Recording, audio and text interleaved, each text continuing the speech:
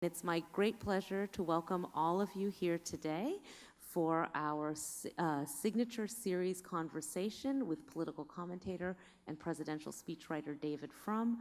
We are delighted to have several classes in the audience from rhetoric, journalism, and political science, as well as many members of our community here for the talk.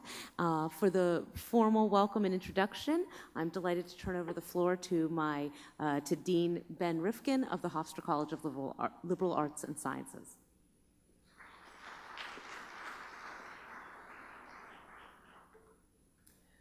Thank you, Dr. Bose. David Frum is a senior editor at The Atlantic. From 2014 through 2017, he served as chairman of the board of trustees of the leading UK center-right think tank, Policy Exchange.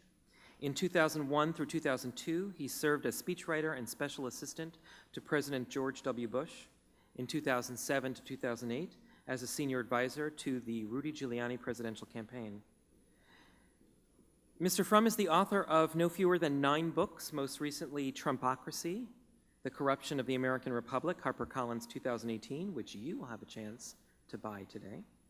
His first book, Dead Right, won praise from William F. Buckley as the most refreshing intellectual experience in a generation, and from Frank Rich in the New York Times as the smartest book written from the inside about the American conservative movement. In National Review, John Podhoretz hailed Frum's history of the 1970s, How We Got Here, as an audacious act of revisionism, written in a voice and style so original it deserves to be called revolutionary. Arianna Huffington said of Frum's 2012 novel Patriots, David Frum is someone who fearlessly speaks his mind regardless of where the chips may fall, so it's no surprise he's able to convey so much truth in his fiction. Frum's memoir of his service in the George W. Bush administration, The Right Man, was a #1 New York Times bestseller.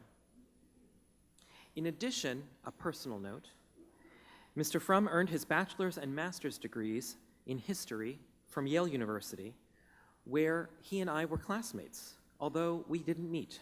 I wish I'd met him. I was probably too busy studying.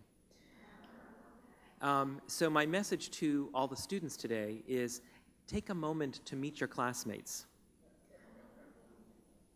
David Frum also took his law degree from that other institution somewhat north of New Haven. I think it's in Cambridge, and it begins with an H like Hofstra. And I'll just stop there. But I don't want to stop without asking you to please give him a warm Hofstra University welcome.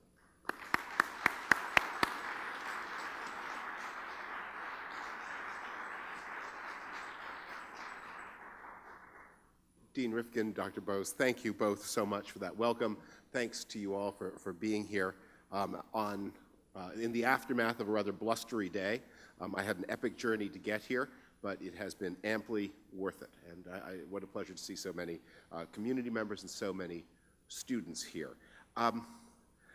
I am taking advantage of the academic environs to do a talk a little differently from those talks I have been giving along the way for Trumpocracy. When you give a book talk, when you do a book promotion, you have some key things you say, and you say them over and over again, and eventually the situation inside your head becomes like some Who's Afraid of Virginia Woolf nightmare failed marriage, where you find yourself thinking, if I have to listen to that man speak for even 30 more seconds, I'm going to leave him.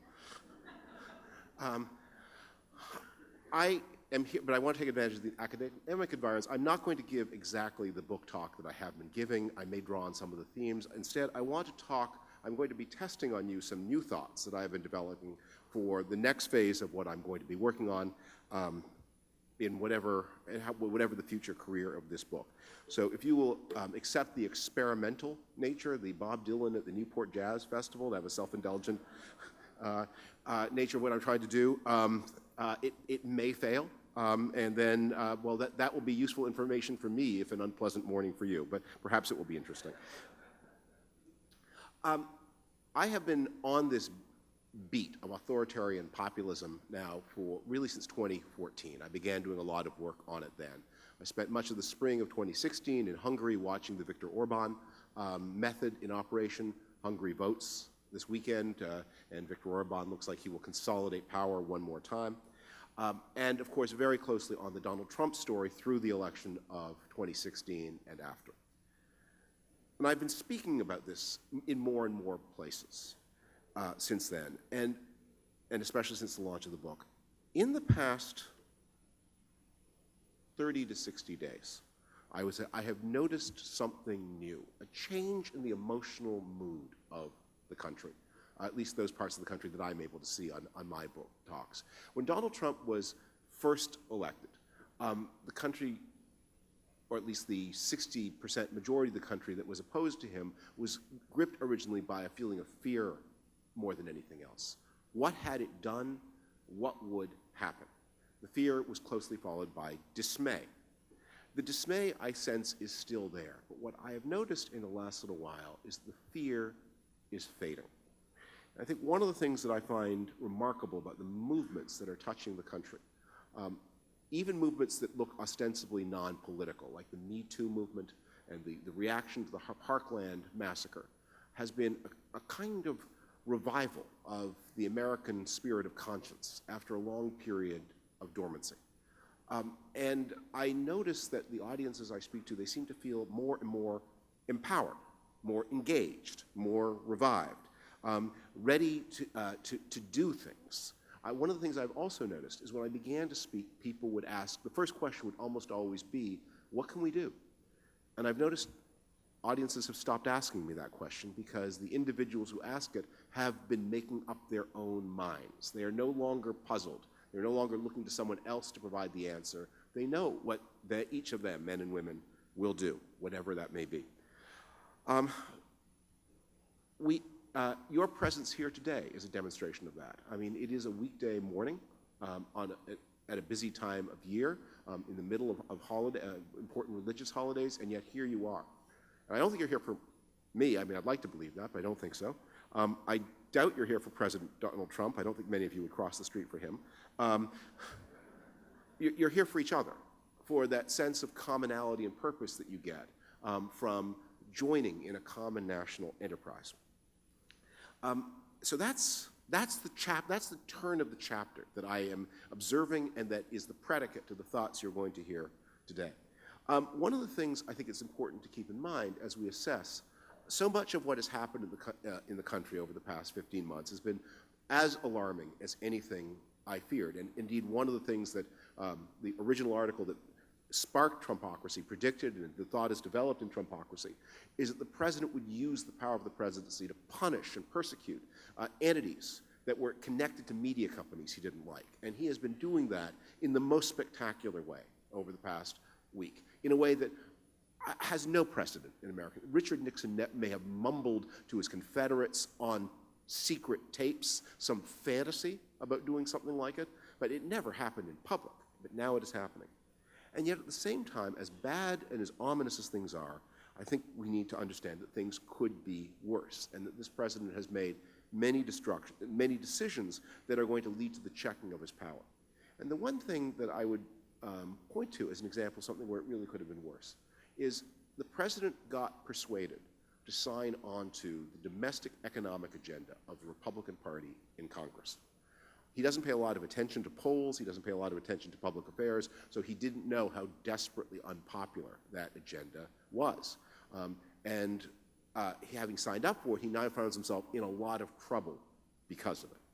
It could easily have happened that he listened to shrewder advice a year and a bit ago, and that instead of signing on to the Paul Ryan agenda, he had tried to implement some form of the Steve Bannon agenda that would have been more inflationary, that would have had more infrastructure spending, that would not have signed on to this giant tax cut, that would have not have made the repeal of Obamacare the top economic issue for the first 6 months, that would have focused more on some of the xenophobic and nationalist elements. I believe that would have been a lot more popular. I don't think it's popular enough to make him a majority president, but Donald Trump came to power with 45% of the country. And since the spring of 2017, he's never had more than 40. That 5%, that 5 points made a difference. Those are the people who have been lost by his decision to follow the Paul Ryan agenda rather than a more populist nationalist agenda. And I think that makes a real difference. It has left the president much more vulnerable than he would otherwise have been had he done something that people dislike less. And that, plus the extraordinary mobilization of the president's opponents, points the way to a likelihood of a Congress soon to be elected that will at last put some kind of check on the president's power. So here is where I would like to begin, because I submit to you that while a political check will restrain Donald Trump and may redirect the policy direction of the country, the threat challenges to the democracy and the good government of the United States that have been gathering well before Donald Trump was a candidate for president, and that, by the way, have been gathering across almost all of the other major democracies. Those will not be changed by a vote in a midterm election. And it is thinking about those that I want to do today, and to talk not just about how you mobilize people to elect members of Congress who will check the president, but how you change the country to rescue it and the countries like it from the dilemma to which they have become victim. The problems that we face have deeper causes than Donald Trump's personality. They have deeper causes than the Electoral College fluke that elevated him to the president.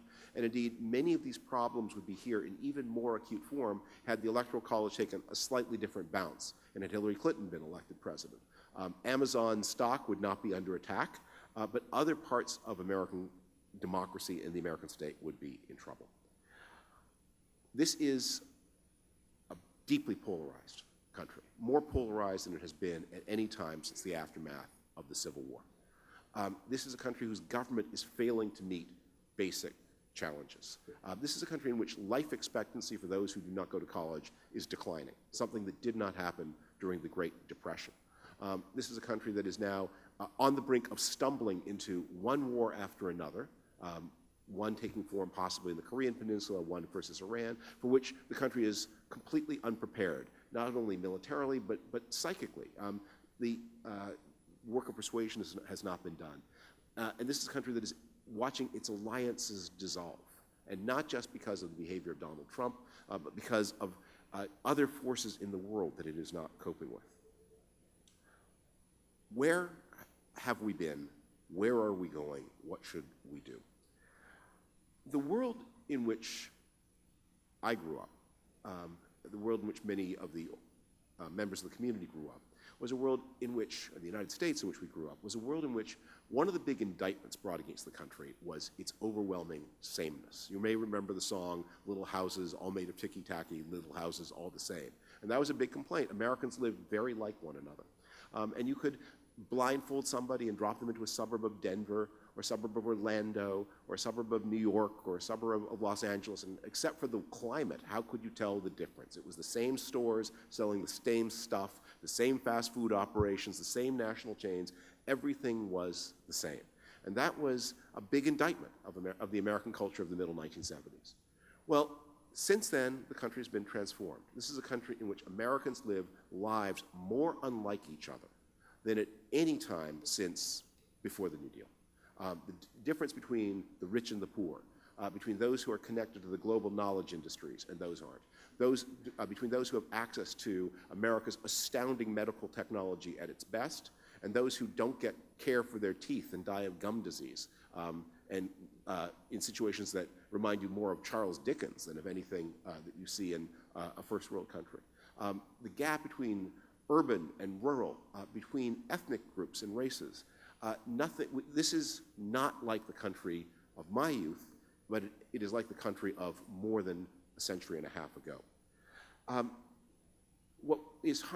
As we look at the polarization of the country, we need to understand that we have not here just a political problem, not a party problem. We are confronting a social concern. The country is divided, the parties are divided and unable to work together because the country is polarized and unable to work together. Americans mistrust and dislike each other. And there's a lot of, this is not just an impression, there is a lot of data. When you ask people questions like, how are your feelings about the party you don't belong to? A generation ago, most Republicans, they liked their party better than the Democratic Party, but they had quite warm feelings. If you asked people who voted for Richard Nixon how they felt about Hubert Humphrey, or vice versa, they had pretty warm feelings. I mean, they preferred their own person, but they had pretty warm feelings. If you asked questions about their attitudes toward members of other parties, they were not especially hostile. If you asked them a series of lifestyle predictive questions, do you go to church on Sunday? Do you hunt? You wouldn't learn nothing about their political preferences. The political preferences were one part of life, and everything else was another part of life. None of that is true today. The degree of mutual antipathy between the parties is unlike anything since the aftermath of the Civil War, and that's data. The way that a few simple questions about how you live can predict everything about how you believe and how you vote, that's new and that's different. What we did was we undid the world of the little houses of ticky-tacky, little houses all made the same, and we built a new kind of country that was exciting in many ways. It offered a lot of choices that were unimaginable in the world of the 1970s. Many different mortgage products, for example. You could choose whatever kind of mortgage you wanted. There used to be only one kind or two kinds, and then there were suddenly hundreds of kinds. But you'd better choose wisely, because if you didn't choose wisely, you faced total personal catastrophe, as millions of Americans did. We have choices in the way you save for retirement. In the olden days, there wasn't much choice. Some of your money went into Social Security. More of it went into a compulsory company fund. Then you should save a little bit a week on your own, and that was your retirement. And for most people, it was more or less the same. Now, again, astounding choices that have left the majority of Americans facing no retirement security at all, with nothing to rely on but Social Security that is much less valuable in relative terms than it was a generation ago, even as some Americans are able to accumulate enormous savings that mean that for some people, the years after 65 are years of personal fulfillment on a scale once unimaginable, and for others, they offer a kind of destitution and fear that the New Deal was supposed to be the answer to. And we can go through area after area of life where the country is moving apart. We have been here before. We've been here after the Civil War. We were here in 1919. We should have no illusions that that there was a golden age that extended across time without regard to history. The world you remember was built. It didn't just happen, and it wasn't always there. It was built by two generations of Americans that engaged in the most ambitious project of nation building this country had seen since the founding generation. In the years after about 1920, Americans committed themselves to massive investments in the formerly poorer regions of the country, to bring electricity everywhere, to bring effective road networks everywhere. The New Deal was a national development project even before it was a social insurance project. There was the construction of an interstate highway network and then natural gas pipelines and electrical corridors that created a national economy of a kind the United States had never had before. There were subsidies to housing that built suburbs. Those little houses of ticky-tacky were not just products of natural evolution. They were designs of policy which were built around a school system that was not national, but which was run by the states, but which was integrated into a common national institution of higher education by loan programs on institutions like the SATs. There was a civil rights project that began not originally as a social justice project, but as a project of national competition against the Soviet Union. The Cold War was going to be fought. It was fought in the 1950s, mostly in Africa and Asia, Latin America, and the United States could not be visibly and massively discriminating against such people at home if it were to compete with the Soviet Union effectively abroad. There was a construction of a social insurance network. After the New Deal, there was a return to that project in the 1960s, the building of Medicaid and Medicare, and supplemental social security income, and attention to disabilities. There was a powerful military component to all of this. From 1940 until the middle 1970s, the United States had a draft. And even after the draft ended, the United States had a level of military mobilization that meant that people from all over the country came into this one giant national institution and had their careers marked by it, and then returned to a country in which military experience, well, not everyone was, after the end of the draft, was serving in the military. So many older people had served in the military that there was this, again, this commonality. And so people from Oklahoma would live part of their lives in Germany and then serve on a base in Washington State, and they would move around and create this distinctive national identity. All of this was happening at a time when the country had never been more economically equal, and when, because of the ending of immigration, first by the First World War, and then by policy in the 1920s, the American population was becoming ever more unified. The percentage of foreign-born people inside the United States hit absolute bottom in the 1970 census. It was lower in 1970 than it had been at any time, probably since the 18th century. It was one country with the problems of one country. Since about 1980, we have been going in a different direction. We have become a more different country. We have become more different by class, more different by ethnicity, and this is accelerating, not pausing. As things are going, by the middle part of this century, about 80% of the country's population growth will come from people who are either immigrants themselves or the children of immigrants. This is going to be a new kind of country made out of new kinds of people. And these people do not have the relationship with one another the Americans of the 1970s did. And this expresses itself in an angrier and angrier and more mistrustful politics. It is a striking thing that how controversial President Obama's attempt to expand expand healthcare was in 2010. Medicare in 1965, I mean, there was controversy about it, as there was about Medicaid, but in the end, both those programs passed Congress with massive majorities in their favor and with an almost instant vanishing of dissent as soon as the programs had come into law. That has not happened with the Affordable Care Act, because in this new country, new programs inescapably take on the reality of group redistribution. It's not clear whether anybody ever in fact, unironically carried the sign, "Keep the government's hands off my Medicare." That sign has been photographed, but everyone is a prankster of some kind. But if the sign ever was carried unironically, it would not at all be a stupid thing to say, because after all, whose hands could touch your Medicares, if not the government's? Anybody else who touched your Medicare would go to prison. The Tea Party of 2009 and 2010 was a movement in defense of Medicare against these new claims that were coming from the Obama administration. Of the people in 2010 who lacked health insurance, 27% were foreign-born, which is not to say they weren't citizens or weren't here properly and legally, but they were not people who had been born in this country. And the care for them was to be financed, according to the original plan for Obamacare, in great part by rolling back the future growth of Medicare. Since the Medicare population and the Obamacare population were quite different, it was not surprising that this would become an ethnic as well as an ideological competition. And that's one reason why, unlike Medicare and Medicaid, Obamacare remains so intensely controversial almost a decade after it was passed into law. We are grappling with three great causes that are making it difficult for Americans to be one people. The first is the way a globalized world distributes its rewards.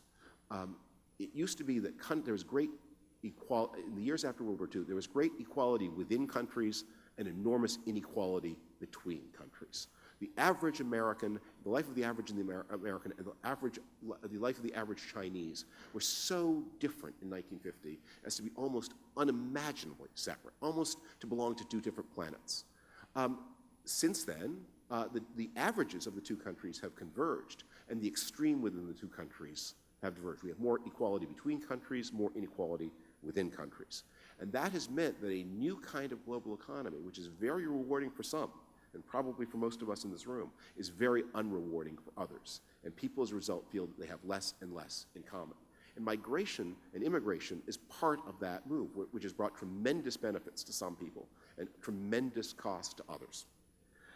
The second thing that makes that has stressed the idea of national unity is we are moving toward increasing ethnic and racial diversity at a time when every other aspect of our lives makes us increasingly intolerant of diversity. And I don't mean that just in a bigoted sense. What I mean is most of your daily experience online and offline, is increasingly intimately curated to you personally. Actually, we found out a little bit in the past few weeks about how that happens, and it's not entirely comfortable. But what you see on Facebook, the advertisements you see, they are more and more tailored for you. And you live in a world of ever more empowered consumer choice. You live in a neighborhood. You no longer probably live in a neighborhood where there are houses that all look the same. You get to live in places that are adapted to you. It is the common, and the younger you are, the more this is true, because the new styles of child rearing that I raise my children have been much more centered toward the autonomy of the child and respecting the child's choices. So you, as an individual, your experience is you are exposed to fewer and fewer things that are not congenial to you, that you have not voluntarily chosen, that you do not want, in a world in which things are more, everything outside that immediate orbit is more and more different. So people who are expecting a customized experience just for them are living in a country which is increasingly diverse, and they are poorly positioned to cope with that. I think, to make a point about I think that is the source of a lot of the frictions to see on college campuses, because this is one of the places where these two forces of increasing diversity in the objective world and the subjective experience of an increasingly tailored experience. Modern university life is very competitive. The students have lots of choices. In my day, when you had to type the applications by hand and walk them to the post office, you might apply to 3 schools. Today, everyone applies to 20, and everyone's very glad to see you, and the student aid is customized. The students come here like customers, and the customer is always right, and they expect to be tended to. And then they're confronted with things they don't like, and they say, what is this?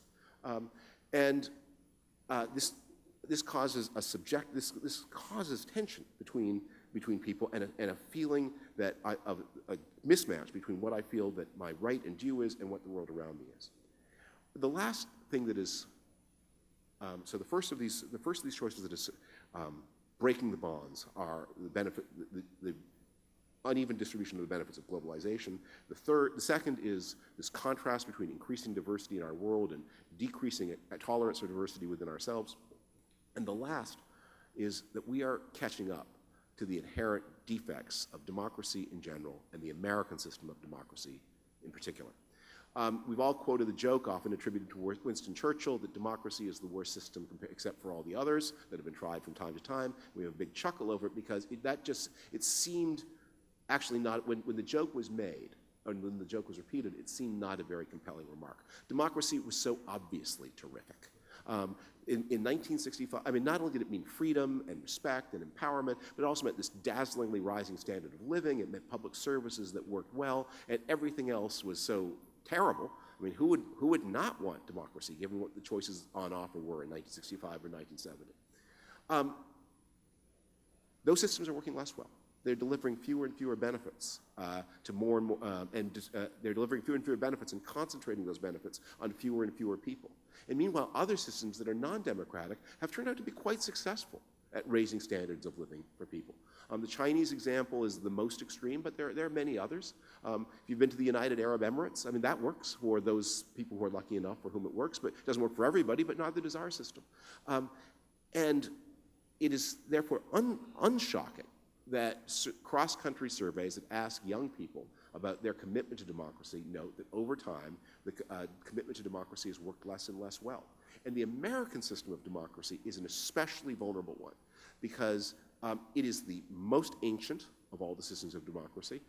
It's got this separation of powers, president versus Congress, that most other democracies say not a good idea because it leads to endless gridlock. The United States doesn't have a proper civil service. And so it therefore does not do a good job of delivering benefits at reasonable cost. I think everyone in Long Island is familiar with the stories about how much more it costs mile per mile to build subways and roads in the United States than it does in France or the United Kingdom. And that is a feature of the particular way that American democracy worked, and especially its vulnerability to corruption. So we look at a system and we see not just imagined defects, but genuine ones. We need to recognize all of this as a challenge that will be there after Donald Trump moves on to whatever the next phase of his career is, whether it's Mount Rushmore or prison.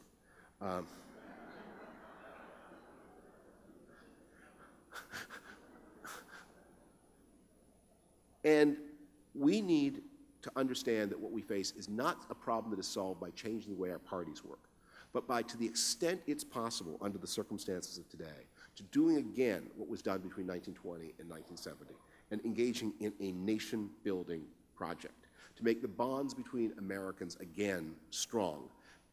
They will never be as strong as they were in that period long ago, but they can be stronger than they are now.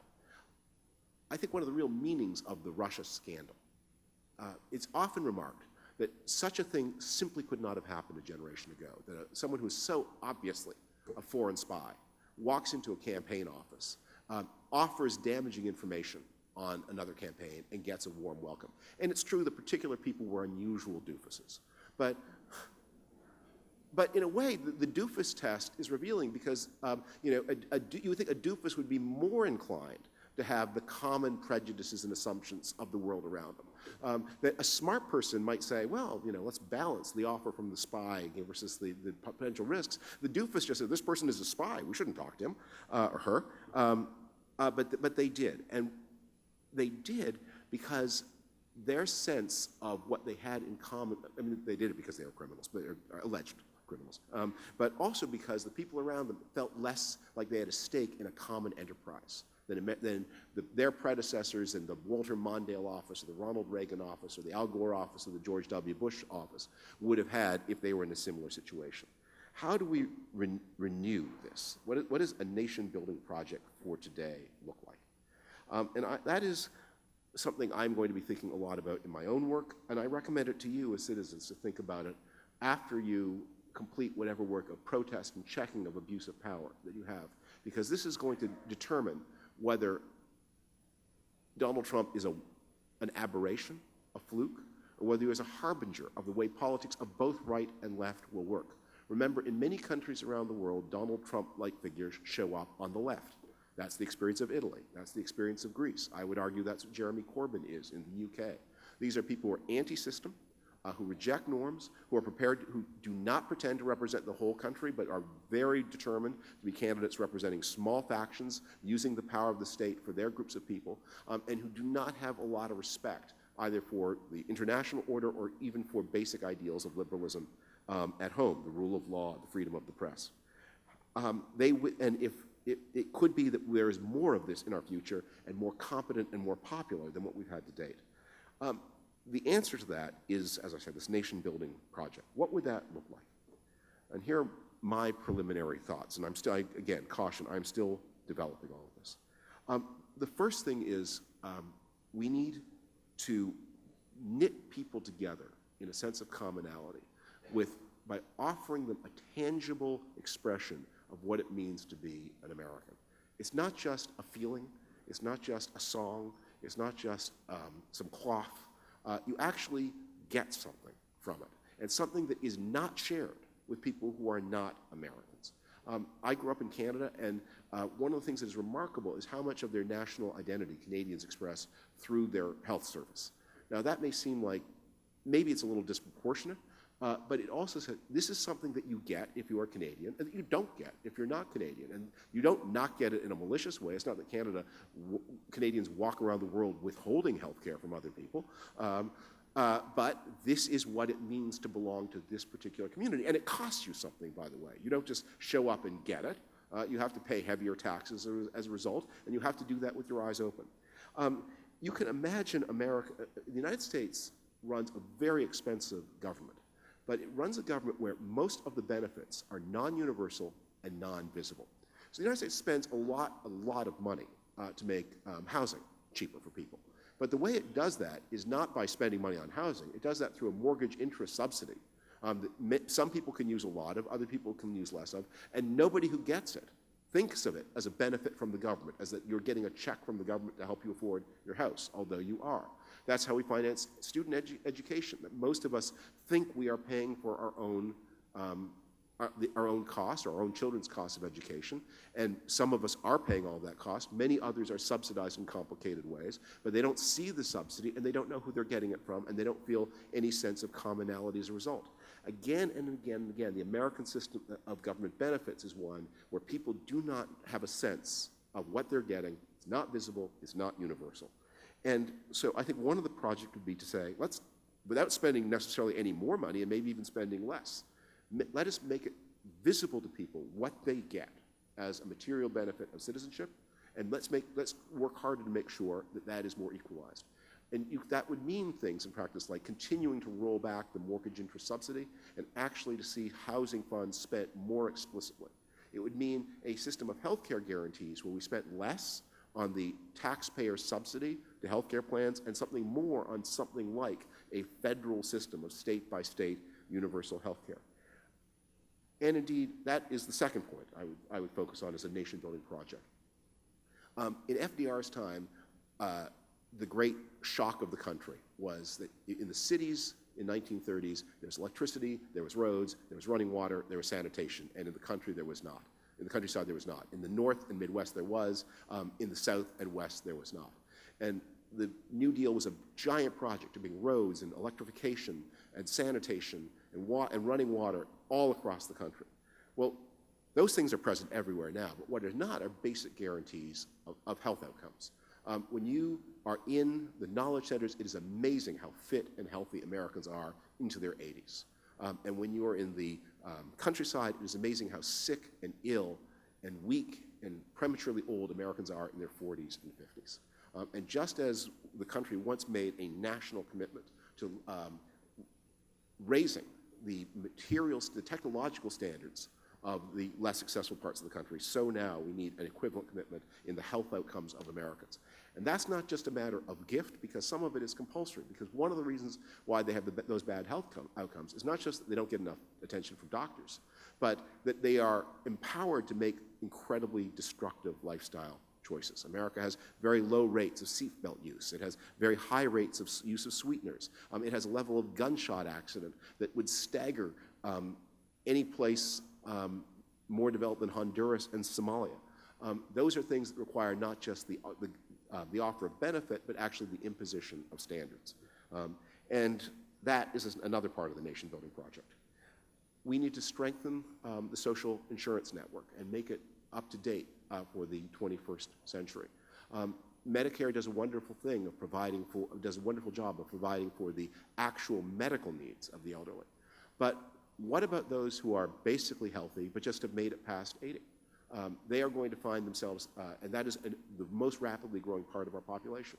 We don't think at all about elder care and building a network of that for this soon-to-arrive enormous population, but we'd better start. Nor do we think enough about integrating how we care for children from age 1 to 5 with how we care for them from 5 to after. We combine the most impressive university system on the world with the least impressive high school system in the world. And then we ask ourselves why all this money spent on universities is not yielding better results for our workers.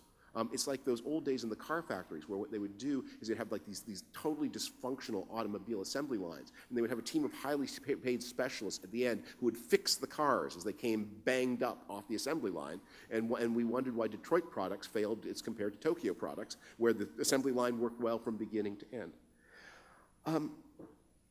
We need, it seems to me, a slowdown in the rate of immigration as we make Americans out of the tens of millions of people who have become Americans since 1970.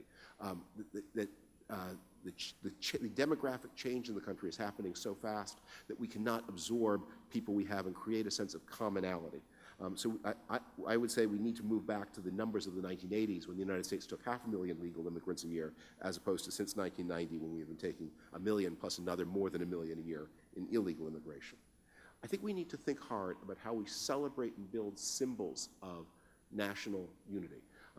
I gave an interview to the student radio station before I came here and was informed then that this campus, like so many, is having a debate about the statues and symbols it wants to remove. Without entering into that debate, I'd say, where is your debate about the statues and symbols you want to build? Because if you are going to take apart a previous generation's definition of what it meant to be American? Where is the new definition you're going to put in place? Or is it going to be a series of contentious claims of group against group, individual against individual? And if you do that, do not be surprised when those who feel themselves on the receiving end of the criticism unite together and feel that they do not have much in common with those fellow citizens who are criticizing them. We have had an election which has been characterized by this phenomenon of fake news, deliberately false items placed in social media with a view of swaying voter behavior. One of the things that's remarkable, if you ever look at any of the actual examples of fake news, is how obviously and preposterously fake indeed it is. It's not even seriously trying to be believed. We don't have a broken political system because we have fake news. We have fake news because we have a broken political system, where Americans do not have enough of an agreed standard of authority that there is a way to persuade almost everybody that that story about the Pope endorsing Donald Trump is not true. This is a project, this is my vision of what it would look like. And I'm going to spend a lot of time over the next months developing in writing and in speaking and in other forms the details of what it would look like.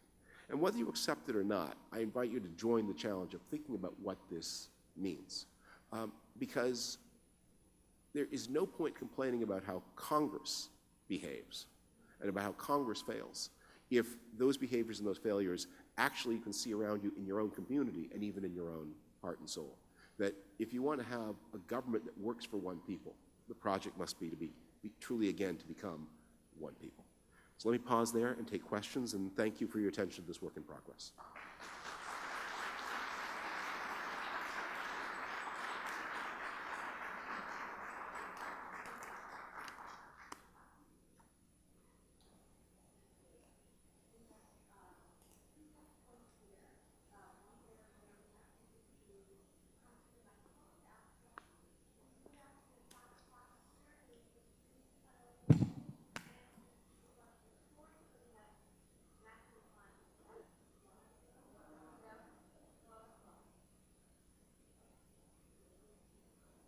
Oh, it takes. Okay. We are live. So please come to the microphones to ask questions. I'm going to take the liberty of being here, David, to ask the first one. Yes. Just before you. You raised a very important point about how rebuilding national identity, and you made comparisons to the New Deal. Of course, when Franklin Delano Roosevelt became president, a quarter of the nation was unemployed. Banks had closed in 38 states. The stock exchange closed on the morning of his inauguration. Do we need to reach that crisis for this project of identity building to really develop? No, and indeed, I don't want to overemphasize. The New Deal is the most dramatic moment, but I use the period 1920 to 1970, not 1932 to 1941. The important parts of the state building project begin before the New Deal. The building of road networks that create a national road network and electrical grids that go over state lines, that begins in the 1920s. The beginning of a national, united national consumer market, that begins in the 1920s. The building of a modern state, what is now the Office of Management and Budget, is founded in 1921. And a lot of the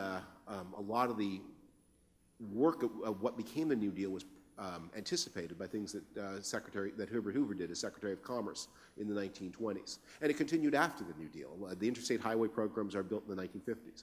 I mean, crisis, yes, drives these things, but we have enough problems that you can see that there will be a demand for it. And in particular, what is happening to health and mortality for the non-college educated part of the population, I think that feels to those people like as severe a crisis as the Great Depression was for people who lost their jobs. Thank you.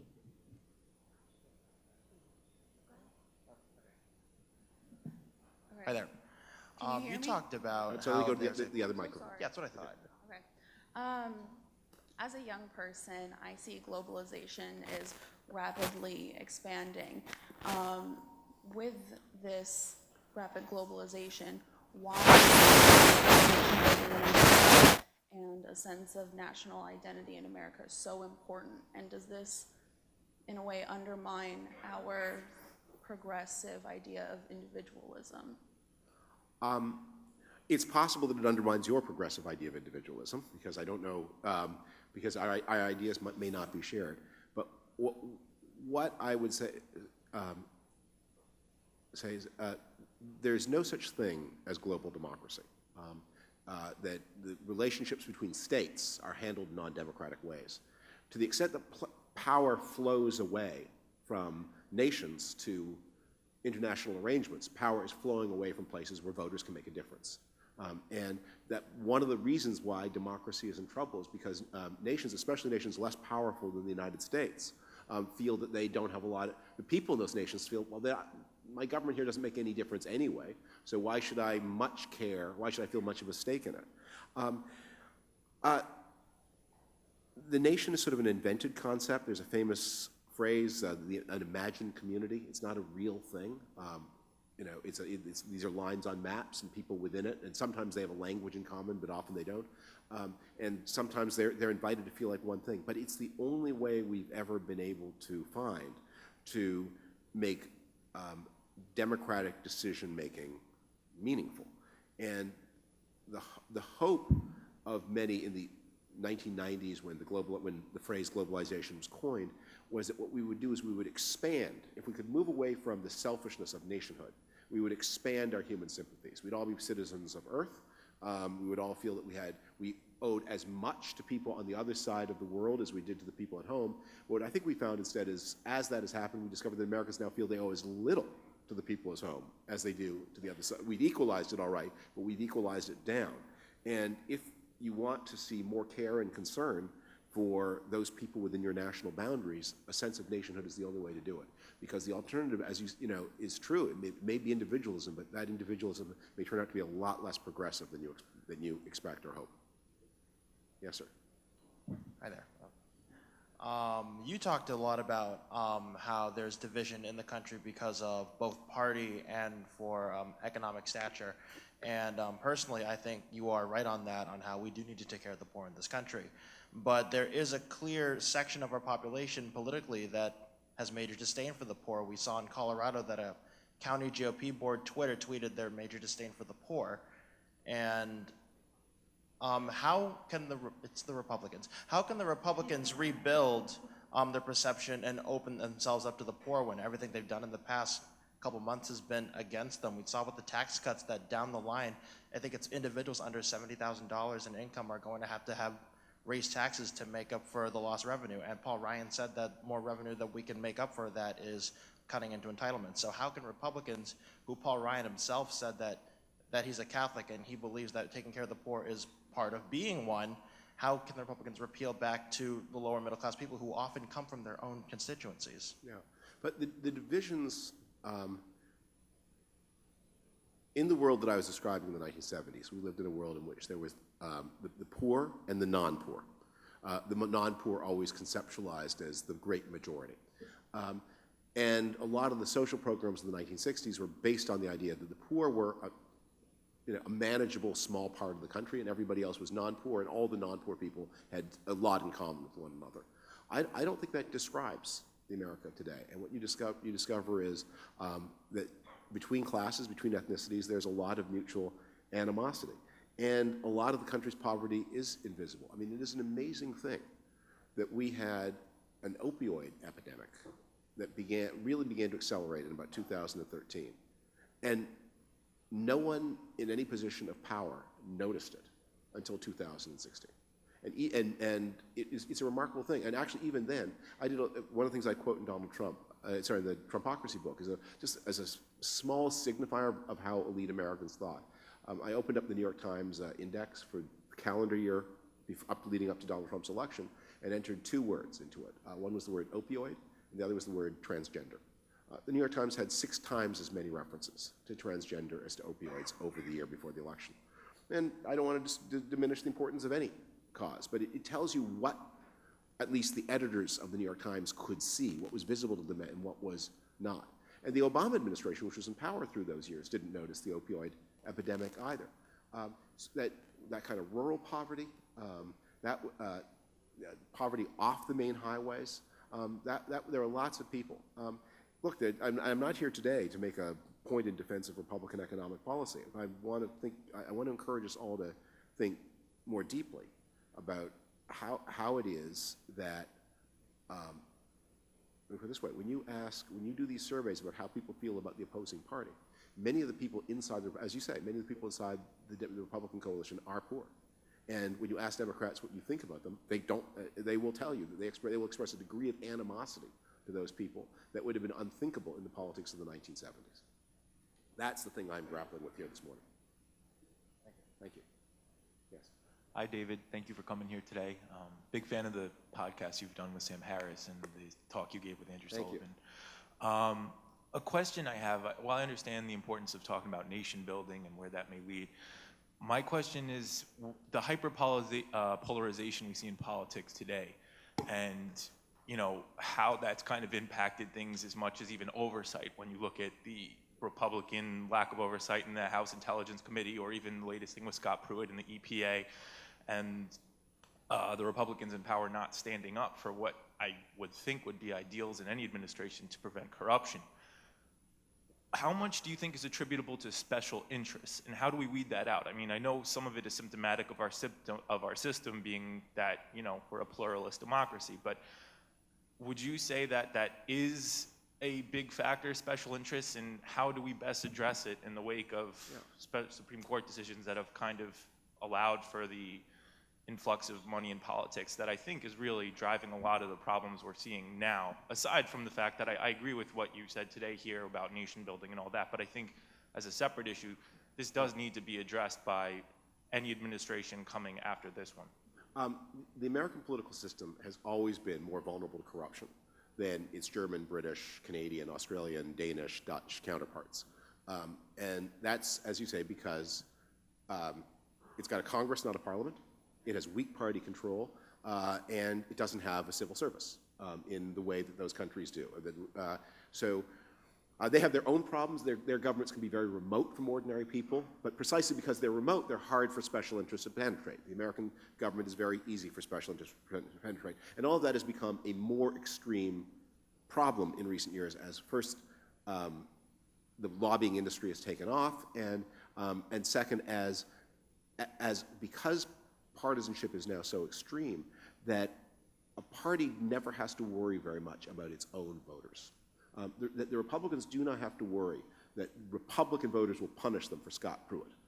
It may be that Scott Pruitt gets Democrats so upset that enough Democrats mobilize against Scott Pruitt that you don't have to worry that something's going to happen inside your own house, whereas a generation ago you did. And that is a change of hyperpartisanship. There was a time where John McCain would have stood up and said that this corruption won't stand, regardless of who is backing me and who is backing Scott Pruitt. Right. And today I see that there is no... Right, and that is a function of the way that this negative partisanship. But one of the things I want to just confront you with is partisanship is really the wrong word for describing what I'm talking about here. Because what you are going to see, if the Democrats do well in the elections of 2018, is a primary fight in the Democratic Party in 2020 that is going to be as amazingly bloody as the 2016 fight was. And that these kinds of intergroup animosities are not just features in competition between parties, but within the parties, and even more within the Democratic Party. I mean, the Republican Party, we're talking about this in the seminar before, the Republican Party is the party of non-college white America that feels left behind by globalization. The Democratic Party has increasingly become the party of literally everybody else in the rest of the country. And those people do not have much in common with one another. And they often have a lot of mutual resentments against one another. I mean, it is an amazing thing that the Bernie Sanders-Hillary Clinton fight continues to this day. I promise you, I remember it. The Ronald Reagan-Gerald Ford fight did not continue into 2 years after the election of 1976. It was over. But this one continues because it's not just about two people. It's about political parties that are made up of components that cannot work effectively together. I just wondered what you thought of. Generally speaking, I think people my age have a sort of political apathy, or maybe not necessarily a lack of education, but a lack of interest. Yeah. And I was wondering what your opinion was on the impact of the Trump administration, and maybe the lack of education, but a lack of interest in the political process, and how that might affect number of people my age and that increasing political apathy, as opposed to, say, when Yeah. you were talking about during the 1970s and student activism? Yes. Thank you. That's such an important question. I think it goes back to this point I was making about your lack of tolerance of diversity and experience. I mean, just think if you're a young person today, I mean, you live in a world in which everything is for you, and in which anything that is not interesting is really easy to screen out. Democratic politics is about meetings, and it's about putting up with people who don't agree with you in important ways, and finding ways to work together with a lot of people who are very different from you. And most of your subjective experience, especially someone who would go to college as a young person in today's America, is one where you don't have to do that. That the world is not like that, and so those skills of sitting in a meeting that's boring, not checking your email while someone is making a point that you don't find very smart or helpful, and realizing that even though this person drives me crazy in 19 ways, we are going to have to sit in a car driving people somewhere together.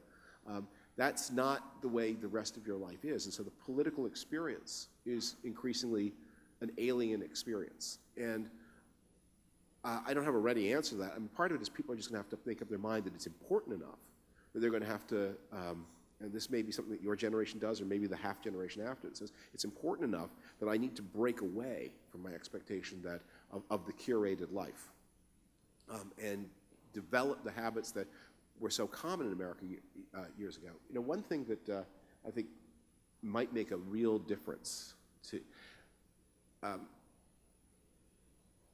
one of the really important things, aspects of life for people now 2 generations ago, was the jury experience. Americans served on juries. Trials went to juries, Americans served on them, and that was a school where you worked with people who were truly randomly selected on something that was obviously extremely important. Today, very few trials go. Being called for jury duty means sitting in an airless government building checking your email until they tell you can go home. If we had maybe fewer people being arrested, more of them going to trial, and more people having that experience of trying them, that might be a beginning of an educational experience. Thank you. Thank you. Yes. Hi, David. I wanted to ask about, because you talked about the creation of Trump and what led to that, and you said you didn't exactly know. I can't hear you as well. Can you? Yeah. Can you hear me now? Yeah. Yeah, better. You talked about Trump and what led to the creation of Trump, and you outlined you weren't entirely sure. And I wanted to ask, what do you think the role of the universities have been in the creation of not just Trump, but the modern day Republican and Democratic Party, the dichotomy?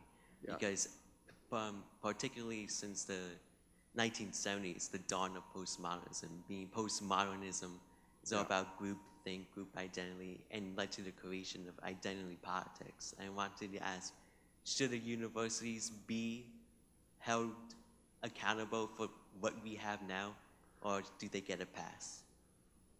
Let me put it this way. I think when we're doing anything analytic, we don't want to put it in the language of either being accusing or getting a pass. We want understanding, not blame. In the book, I quote a survey the Washington Post did, where they asked people who had voted for Donald Trump to write in and ask why, and explain why. And they got about 2,300 answers. And what was striking was that about 1 in 4 of the answers used the phrase political correctness. Now, that's a very difficult phrase because everyone uses it, but very few people mean the same thing by it. So it's not quite clear when someone says they're upset about political correctness what exactly they are upset about. It's a range of possible things. But yes, I think it's true. The feeling that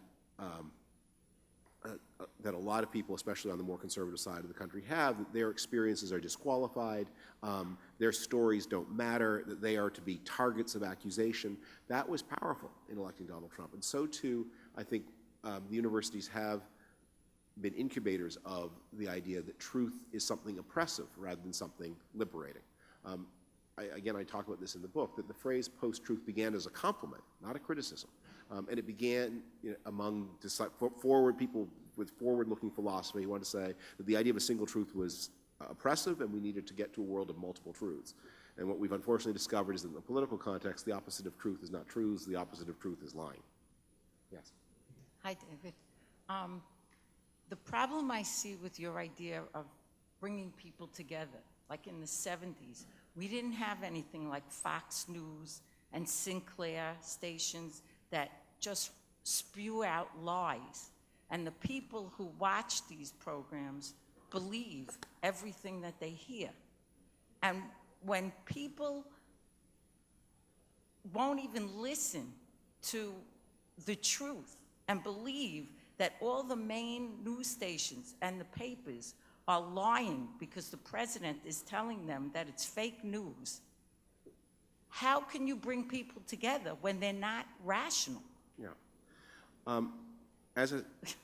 I'll just give you my opinion about this, and you can take it or leave it.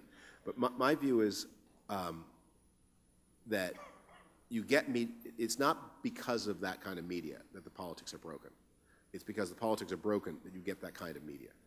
The question is, why is there a demand for this kind of product? Years ago, I ran a website where we ran one of our most popular articles was an article by someone who had to publish it pseudonymously, lived in the South, came from a pretty conservative family, and he wrote an article about what he called Fox-Geezer syndrome. And that he said that his parents had always been, pretty conservative, church-going people, but, people he could talk to. And he himself he was a Republican, a conservative person. And they began watching Glenn Beck all the time, and they went crazy. I mean, you just could not talk to them. And they believed insane things. They believed, and I don't mean that they believed that an Islamic caliphate was on the verge of being established in the United States. And we were that close to having an Islamic caliphate in the United States. And but I think the question is not why did Glenn Beck say it? The question is why were they ready for it?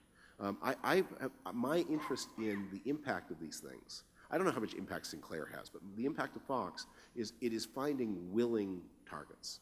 And it is the willingness of those people that I find interesting.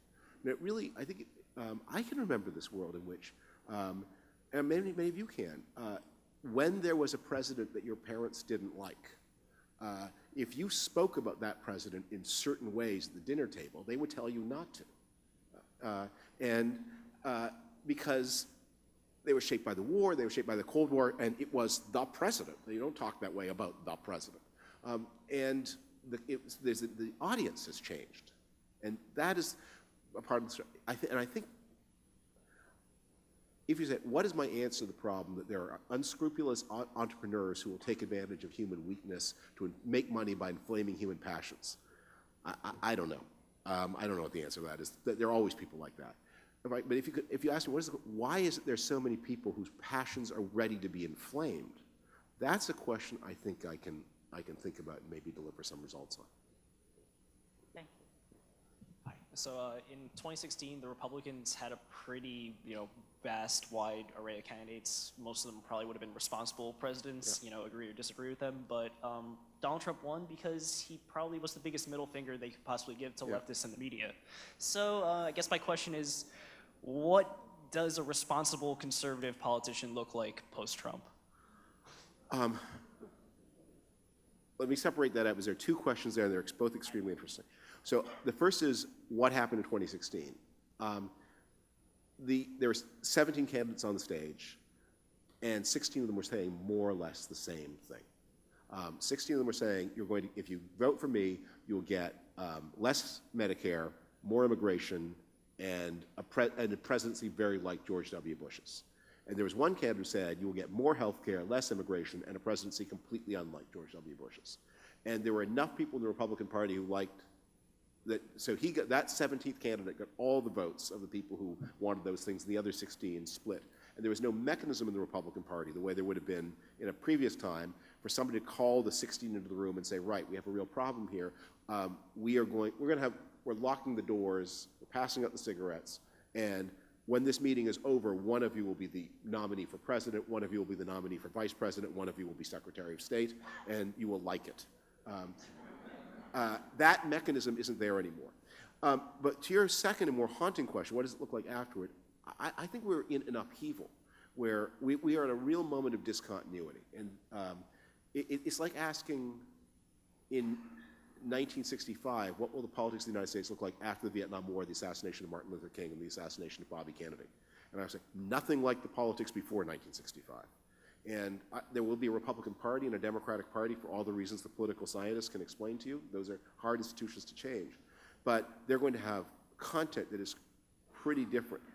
It's easy for me to imagine that if Republicans make up their mind that the Donald Trump presidency has been successful, that the Republican Party becomes increasingly nakedly authoritarian, increasingly willing to manipulate, to remove undesirable people from the voting rolls, increasingly willing to use power in ways that look like Viktor Orban in Hungary. If his presidency is regarded as a failure, then the ball could bounce in a lot of different directions. It's really important for the future of American democracy that Republicans do not come away from this experience thinking that the Trump method works. Because if they do, you are going to have, they are going to evolve into a truly authoritarian nationalist party. Hi. In 2016, I heard something, I can't remember, it was in Forbes or Bloomberg, reported that a group of high-level business people were studying whether capitalism needed democracy to survive. My question to you, and I think it deals with your number 3 on your list, does capitalism need democracy to survive? Yes. I don't know what the story you're referring to, but you're certainly putting your finger on a profound philosophical question. And a lot of people, not all of them business people, have argued about it. And in the 19th century, there were a lot of people who thought, in fact, democracy was dangerous to capitalism because if everybody voted, everybody would vote themselves a factory of their own, and then there'd be no more. What we discovered after World War II, that wasn't true. That if capitalism delivered, people would really, really like it, and capitalist parties would win elections.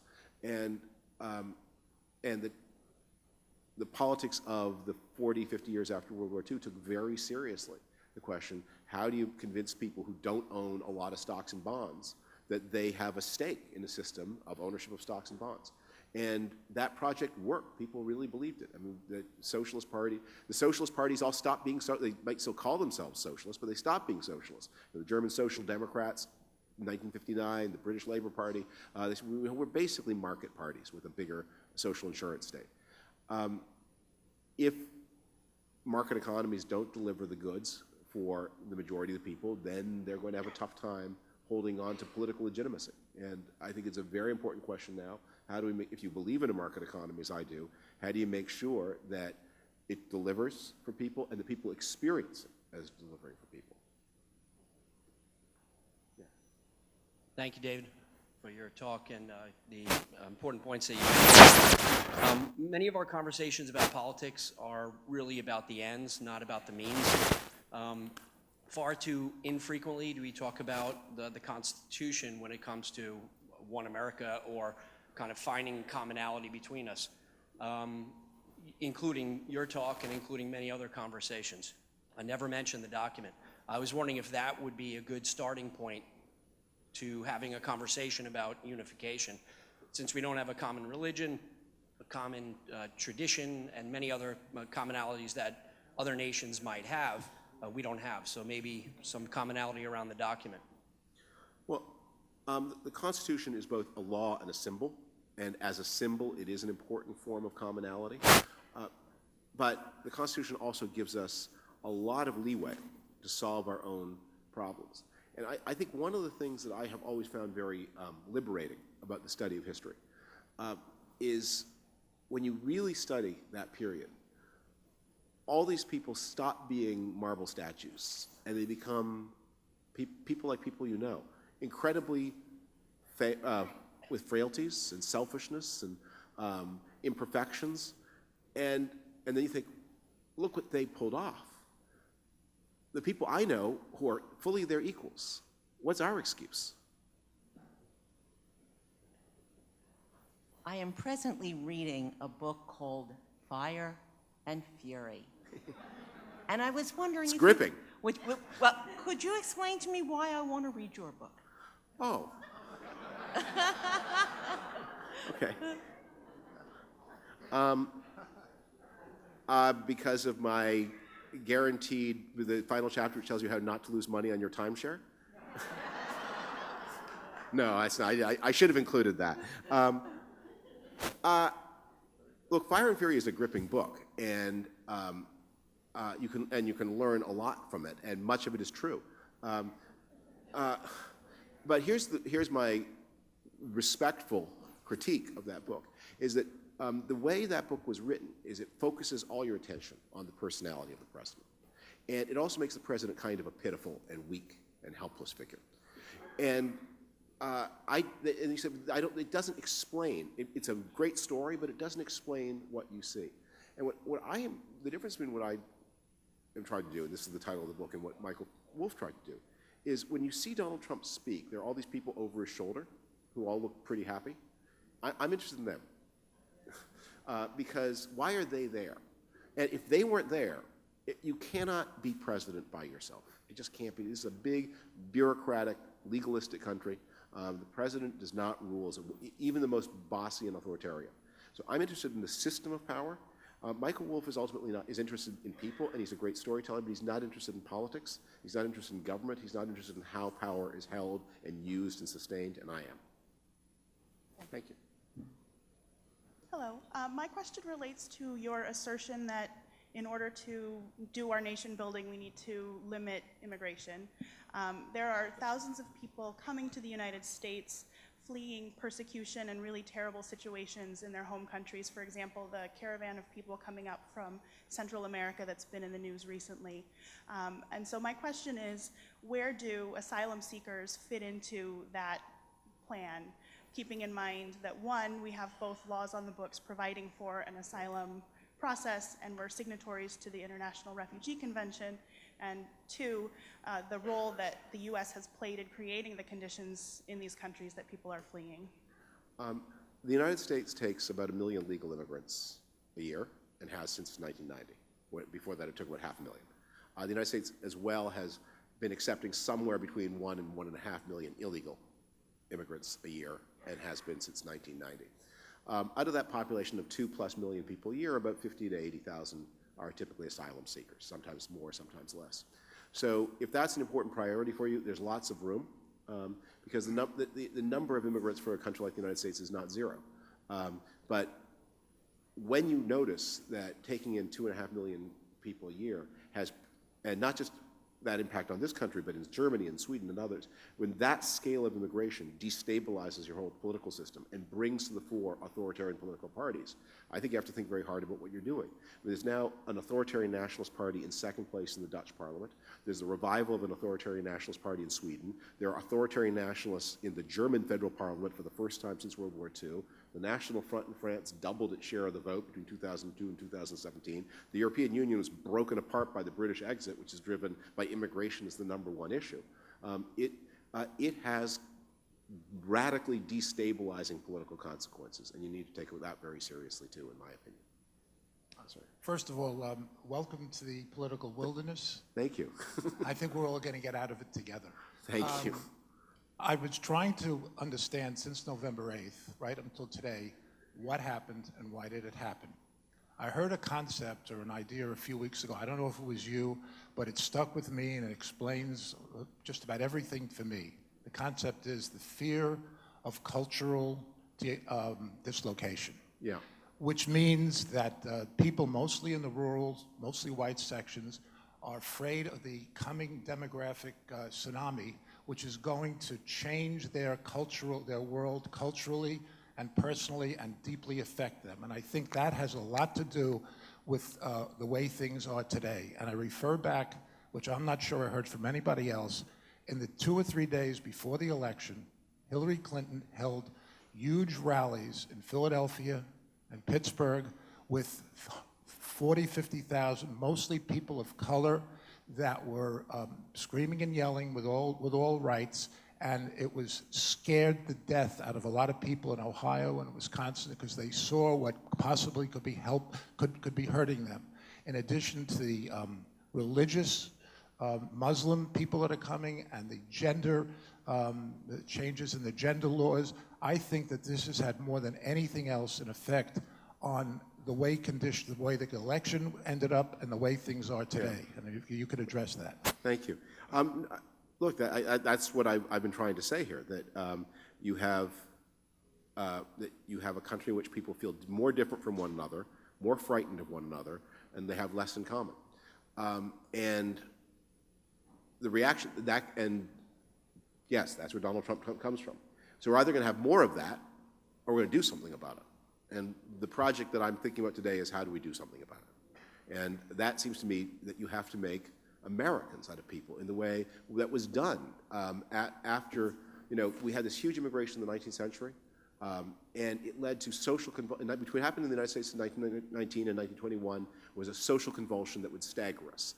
The deadliest terrorist attack before 9/11 before 1995 on American soil was conducted by Italian anarchists in Lower Manhattan. They killed more than 100 people. You had race riots that were really pogroms, where white mobs would attack black citizens in places like Oakland and kill hundreds of people and drive hundreds more from their homes, like something that you would see in Germany by the Freikorps. You had labor violence on a scale never seen before or since in American history.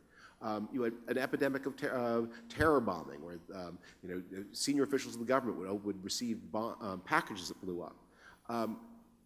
And over the next half century, that country that was coming apart on basis of ethnicity and class and labor, that was built into a nation. So I don't know that we can do it again. The world changes. History never repeats itself. But that was the challenge then, and they were equal to it. Let's try to be. I think I've run out of time. There are another few more questions, but I know I'm...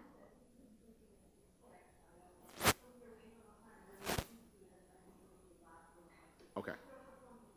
Again, I think my question is a follow-up on what the fellow before me just said. What are the two or three, very briefly, things that you think would be most important to do, given that the groups break up ethnically, they break up by demographic, they break up by income? Yeah. What? Got it. Okay. Let me take the two students, and then I'll do like one lightning round answer to everybody.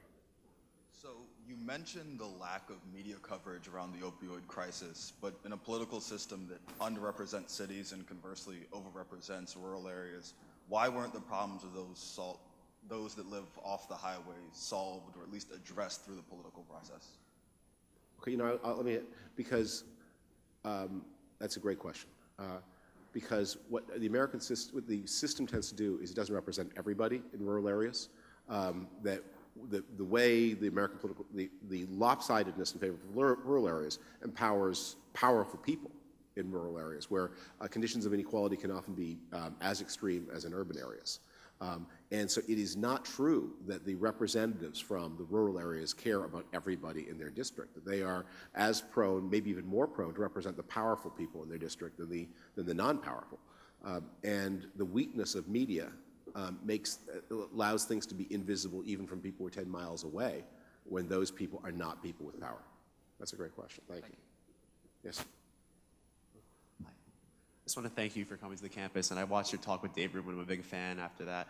I just want to talk about, we talk about a lot in the social political aspect, like the disdain between races and genders and socio-political class.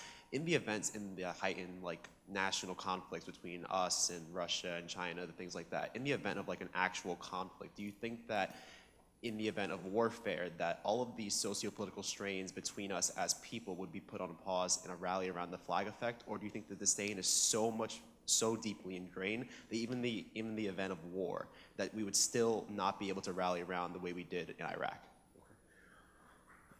Thank you. Let's not find out. But here's what I would say, is modern wars are not wars of mass mobilization like those of 1917 and 1941. They are smaller scale wars. And what we have discovered with the wars that we have been fighting in the Cold War era, and especially since 9/11, is they actually in many ways make the problem worse, because the burden of combat is not borne equally by all Americans. It's not borne randomly. Certain parts of the country send a lot of people to the military.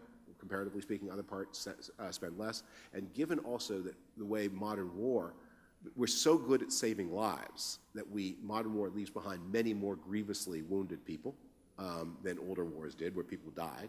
And it also leaves behind psychically damaged people. So the returnees from the war need more care. And if your system doesn't have a strong enough ethic of mutual responsibility, you can have, as we have now, a system where we have now tens of thousands of seriously physically and psychically wounded vets who not only do not get properly cared for, but whose lack of care is often an invisible issue to the rest of society that doesn't bear the burden.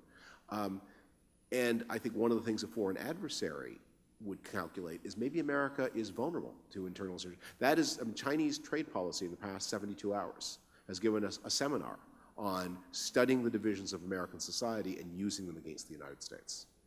To the last, so let me pause there and just say to the question about the acting with this, I will stand by the previous answer to the third last question. And I thank you all for your attention. It has been really a workout to be here, and thank you for letting me think with you.